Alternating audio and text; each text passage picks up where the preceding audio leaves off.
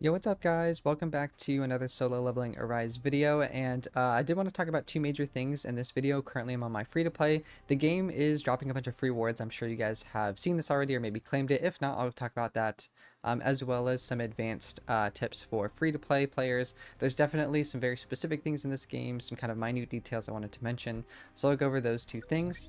And first, of course, to start off with, just go ahead and go over to your messages. I've already picked this up.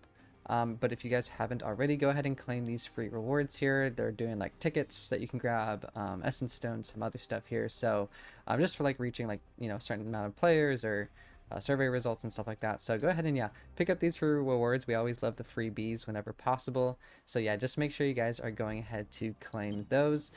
Sometimes the game also drops these codes once in a while. I don't think that there's any active right now, or maybe there was a little bit ago, which I've covered in previous videos, but if you go over to your settings, I believe it's in account, and then there's like a redeem code here. So once in a while, just look out for these codes. The game will typically drop these.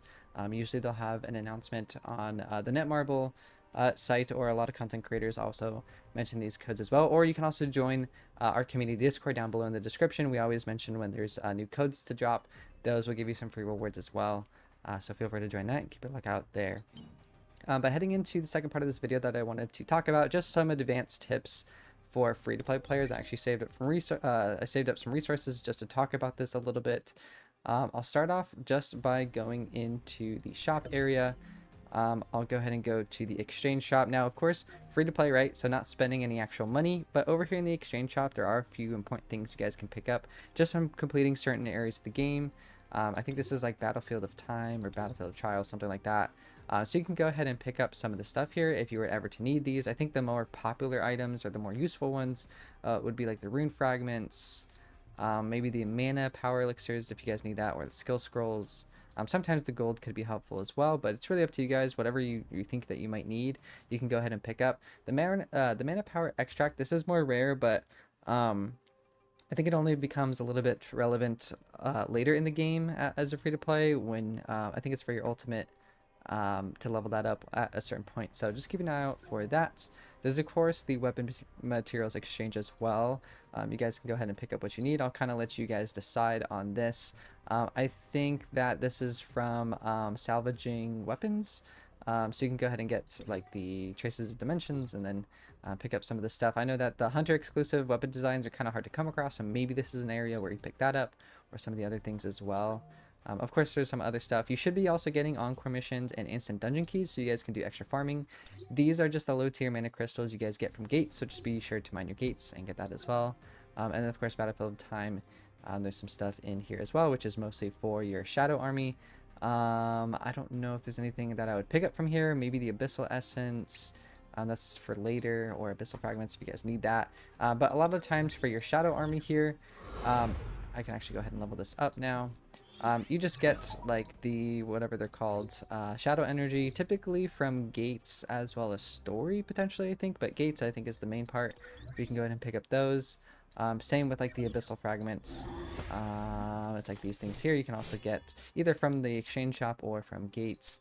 So just be trying to pick up those as well. And then I think that the story mode is also going to have a lot of stuff to pick up as well.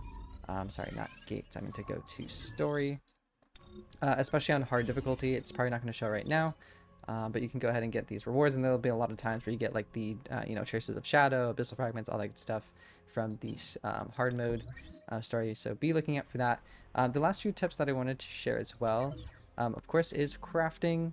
I think the better ones to craft might be like the skill scroll 2 if you need this, skill scroll 3 maybe once you get a little bit higher up in your skills. There's also some weapons here.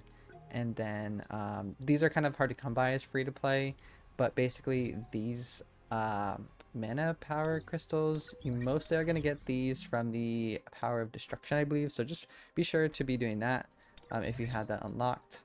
And then fusion, this is big as well. So I actually have a few different things to fuse here.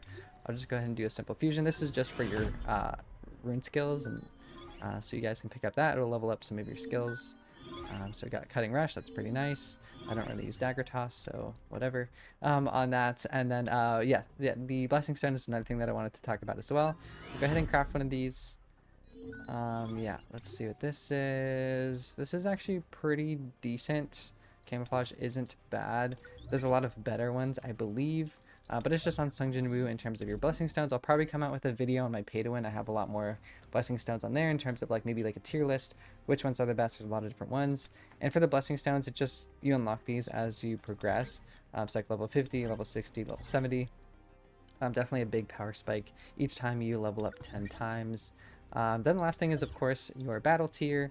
You can just go ahead and increase this as you go.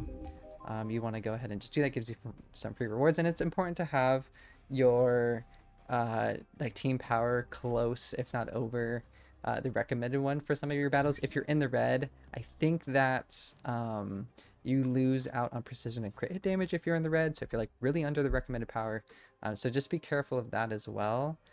Armory, there's not too much to say here other than it'll help you increase your total power a little bit, but it takes a long time to get these marks of times.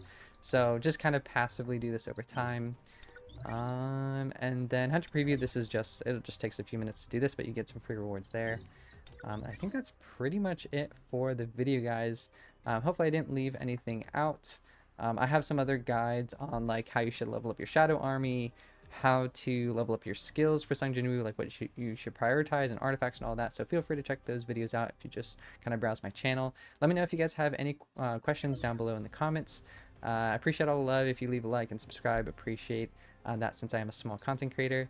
And I really appreciate all the love as well. So thanks, guys. I appreciate you guys tuning in. Hope you take care, and I'll catch you guys next time. Peace.